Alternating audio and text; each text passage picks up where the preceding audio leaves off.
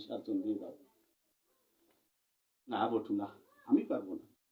কেন পারবে না বাবা? তুমি একবার চিন্তা করে দেখো মা পদ্মার কথা। পদ্মা মায়ের ঘরে একাদশীতে উপবাস রয়েছিল। ভগবান নিজে দ্বাদশীতে ব্রাহ্মণ সেজে বলছিলে, মা পদ্মা আমি কালকের একাদশী উপবাস রয়েছে, আজকে দ্বাদশীতে তোমার ঘরে পালন করতে এসেছি। মা পদ্মা তুমি তো কখনো বৈষ্ণব সেবা না দিয়ে নিজে গ্রহণ করো না, তা আমাকে তুমি দ্বাদশীতে আজকে একটু পালন করাও। আসুন আসুন ঠাকুর মশাই, আসুন বসুন। মা পদ্মা আমি পালন করবো ঠিকই, অন্য কিছু দিয়ে দেয়, আমি আজকে না মাংস দিয়ে পালন করবো। পারবে কি তুমি? তাহলে তোমার ঘরে আমি বসতে পারি। পারবো। অন্য কোনো মাংস না, তোমার সন্তান যে ওই বিশুকেতু, তোমার সন্তান ওই বিশুকেতুর মাংস দিয়ে যদি আমাকে পালন করাতে পারো, তাহলে তোমার গৃহে আমি বসতে পারি। মনে মনে ভাবলো, হে দয়াল, হে ঠাকুর, আমি যদি তোমার হই, আমার সন্তানও তো তোমার, পারবো না কেন? পারবো। হ্যাঁ ঠাকুর। রোহিত মশাই বসে, পারবো। ব্রাহ্মণ বসলো, বিশুকেতুকে টুকি টুকি করে মাংস করে রান্না করে বয়স্ক ব্রাহ্মণের সম্মুখে এনে দিল। বাবা নাও, মনের আশা তোমার পূর্ণ করো, দ্বাদশীর দিন তুমি আজকে আমার ঘরে পালন করো, এটাই আমার তৃপ্তি, এটাই শান্তি। সন্তান যাই যাও। মা পদ্মা আমি যে অম্বল খেতে খুব বড় ভালোবাসি, তোর এই সন্তানের মাথা রাখছিস কোথায় মা পদ্মা? তোর ওই সন্তানের মাথা তোর হাতে টুকি টুকি করে অম্বল তৈরি করে যদি আমাকে না দাও, তা তোর এই পূর্ণ যে হবে না এই আমার সেবা। মা পদ্মা মাথাটা ঠাকুর ঘরে একটু লুকিয়ে রেখেছিল। কেন রেখেছিল? শত হইল তো মা, গর্বের সন্তান। এই ঠাকুর মশাই যখন চলে যাবে, তখন ওই মাথাটা বুকে জড়িয়ে ধরে একটু কাঁদবে, মনের আনন্দে কাঁদবে। এই আশা করে ঠাকুর ঘরে লুকিয়ে রাখছে নিজের সন্তানের মাথা। তাও আর পারলো না, ও তো ভগবান নিজে। সন্মা পদ্মা ওই মাথা যখন তোর হাত দিয়ে চোখ নাক টুকরা টুকরা করবি, তোর চোখে যদি এক ফোঁটা জল বেরোয়, তাহলে কিন্তু আমার ওই সেবা হবে না। মনের আনন্দে আনন্দে মনে মনে ভাবছে, সবকিছু তো ভগবান তোমার, তোমার নাম যদি আমার মুখে স্মরণ করি, হয়তো নাও চোখে জল আসতে পারে।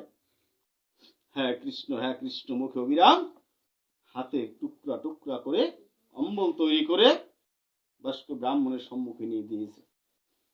বটু বলছে বাবাকে, বাবা পদ্মার মতো এমন তোমার ঘরে হতে পারে, ও ব্রাহ্মণ না, ও ভগবান, ওই বৈষ্ণব চারজন না, ও তো ভগবানও হতে পারে। তুমি আমার কথা চিন্তা করো না। ধরো খড়গ হাতে নাও, খড়গ ধরো, আমার মাথাটা তুমি কেটে ওই গঙ্গার জলে দিয়ে বৈষ্ণব সেবা দাও। বাবা পাগলের মতো হয়ে গেছে, খড়গ হাতে নিয়ে চুলের মুষ্টি দিয়ে পাগলের মতো কারে কাটছে কি করছে কিছু বুঝছে না। মাথাটা কেটে গঙ্গার জলে মাথাটা দিয়ে বৈষ্ণব সেবা দিয়েছে। দোকানদারের দিকে ধরটা মনে মনে চিন্তা করছে, নগরের লোকে যদি জানতে পায় যে তুমি ধর মাথা নাই, তাহলে আমি খুন করেছি বলবে, তাই তাড়াতাড়ি মানুষে না কেউ না দেখে গঙ্গার জলে ধরটা নিয়ে দোকানদারে পালিয়ে গেছে। হরে কৃষ্ণ। বৈষ্ণব ঠাকুর ঘরের দরজায়, ভগবান বলছে,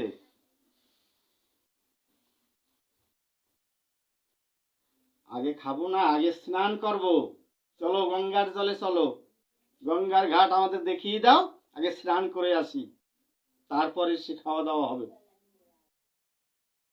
আমরা তো গঙ্গা চিনি না। কে বলছে? ভগবান বলছে, কিন্তু আমরা তো গঙ্গা চিনি না, তুমি আগে আগে চলো। বাবাকে আগে আগে হাঁটাইছে, সন্দীপ মুনি আগে আগে হাঁটে, পিছনে পিছনে যাচ্ছে। যখনই গঙ্গার কাছে গেছে, দেখে ছেলের মাথা চিত হয়ে ভাসছে জলে, সহ্য করতে পারছে না, দেখে আর একদিকে তাকিয়ে আছে। আপনারা বৈষ্ণব ঠাকুর স্নান করে আসেন। ওদিকে কেন তাকাচ্ছ? দেখো তো ওটা কি ভাসছে। না না না, আপনারা স্নান করে আসেন, আমি ওটা দেখছি। কি তুমি বলতে পারো না? তুমি যখন দেখেইছো তখন বলো ওটা কি। আর সহ্য করতে পারলো না, হাত জোর করে চারজন বৈষ্ণবের সম্মুখে বসে পড়ল। বৈষ্ণব ঠাকুর, ওটা আমারই সন্তান, সবই তো ভগবানের ইচ্ছা। ওই তো বেড়া সবকিছু করা হয়েছে, ও জানে না? সবই তো ও জানে। বৈষ্ণব ঠাকুর তো আমারই সন্তান। যথাস্ত, উঠো তুমি। নারদকে বলছে, নারদ, তোমার প্রশ্নটা ছিল কি? প্রশ্নটা কি ছিল মনে নেই কেউ? ধর্ম কর্ম করার পরে ভগবানের নাম নিতে নিতে শেষ পরিণত মানুষটা কি হবে, এটা ছিল প্রশ্ন। নারদ, তোমার প্রশ্ন ছিল কি? এটা প্রশ্ন। ধর্ম কর্ম করার পরে মানুষের শেষ পরিণত, অর্থাৎ যারা ভগবানের আমার যারা প্রিয় হয় তাদের এই পরিণত হয়, এই পরিণত হয়। এরপরে শাস্ত্রে আছে, তারপরে যদি ছাড়ে না আমার পাশ, তারপরে হই আমার তার দাসন দাস। নারদ, তোমার কর্ম কি? ভক্তের সাথে ভগবানের সাথে মিলন করা। ওই দেহ ওই মস্ত মিলিয়ে দাও, মিলিয়ে দাও। সাথে ভোলা বাবা আছে, ব্রহ্মা আছে, ভগবান সাথেই আছে। বটুকে জীবিত করে দিল। বাবা, তোমাকে আমি বলিনি তোমার ঘরে একে একে যে চারজন বৈষ্ণব, বৈষ্ণব না? সন্দীপ মুনি হাত জোর করে বলছে, ও ঠাকুর, আমি যুগল চরণে তোমাকে দেখতে চাই। রাধাকে স্মরণ করো। রাধা কৃষ্ণ মিলে ভগবানের ভক্তের সাথে মিলে গেল। জয় জয় রাধা কৃষ্ণ প্রেমানন্দে। শ্রীমদ্ ভাগবত গীতা প্রেমানন্দে।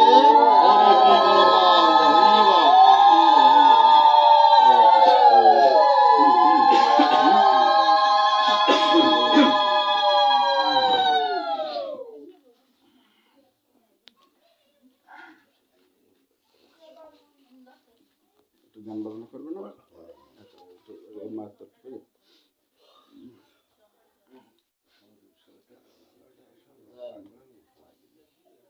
ওং তৎসদং তৎসদং তৎসৎ।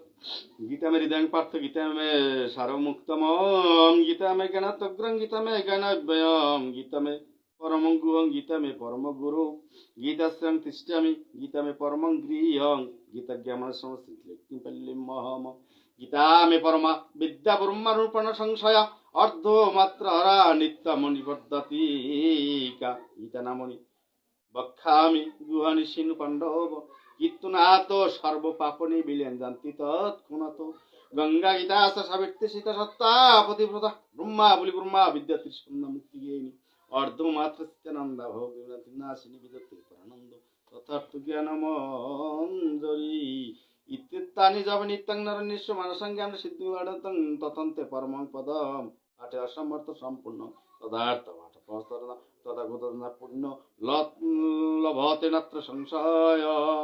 ওং কৃষ্ণ বাসুদেব হরে পরমাত্মনে পুনাত ক্লাশনাশয় গোবিন্দে নমস্তুতি নমো নমঃ। ওং সূর্য সময় যম কাল সন্ধ্যায় পবন দিকপতির ভূমির ওকাশং কার্চমন ব্রাহ্মণ শাসনমস্তে আয়ামরম্ভম কল্পদ্যমিহম সন্নিধিম ভবাত শুভ মঙ্গলাচরণম। হে কৃষ্ণ করুণা সিন্ধু দীনবন্ধু জগৎপতে গোপীশ গোপিকাকান্ত রাধাকান্ত নমস্তুতে নমো নমঃ। জয় জয় রাধা কৃষ্ণ প্রেমানন্দ, জয় হরি বল হরি বল। শ্রীমদ্ ভাগবত গীতা প্রেমানন্দ, মাতা পিতা প্রেমানন্দ, জয় হরি বল হরি বল। ঠাকুরে ভক্তিবৃন্দ প্রেমানন্দ, হরি বল হরি বল। জয় রাধে জয় রাধে।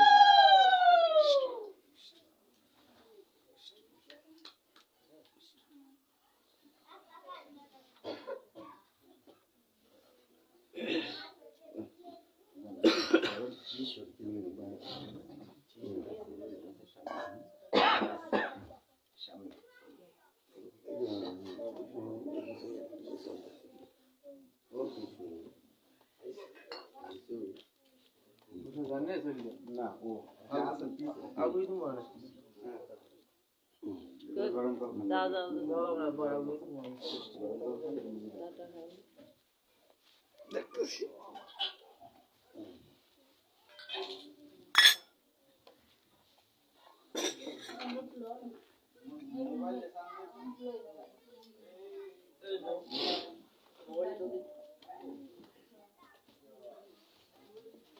যায় হে ও তোমার মোবাইলটা দাও তুমি তো দাও না এটাই দশ ভিতরে কিন্তু বলবে না হুম